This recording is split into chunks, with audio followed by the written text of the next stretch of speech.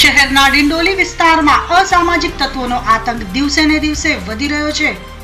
દરમિયાન હોળીની રાત્રે કેટલાક અસામાજિક તત્વો દ્વારા સીઆર પાટીલ રોડ પર વાહનોમાં તોડફોડ કરી અને ખાણીપીણીની લારીઓ ઊંધી વાળી અસામાજિક તત્વોએ આતંક મચાવ્યો હોવાની ઘટના સામે આવી છે।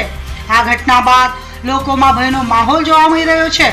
સ્થાનિક લોકોના જણાવ્યા મુજબ રાત્રિ દરમિયાન અસામાજિક તત્વોએ એક બાદ એક 6 થી 7 ટેમ્પો અને રિક્ષાઓના કાચ ફોડી નાખ્યા હતા અને કેટલીક ખાણીપીણીની લારીઓ ઊંધી વાળી દીધી હતી। અસામાજિક તત્વોનો આતંક સીસીટીવી કેમેરામાં પણ કેદ થઈ ગયો છે। ત્યારે ડિંડોલી પોલીસે સીસીટીવી ફૂટેજના આધારે ગુનો નોંધી 2 આરોપીઓની ધરપકડ કરી વધુ તપાસ હાથ ધરી હોવાનું જાણવા મળ્યું છે।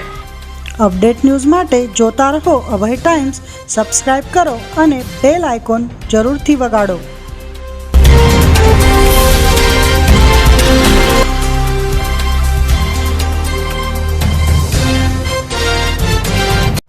અભય થઈને નિષ્પક્ષતાથી નિરપેક્ષ રીતે વાસ્તવિકતાનો અરીસો રૂપી સચોટ માહિતી લાવતો સત્યની સાથે અભય ટાઈમ્સ।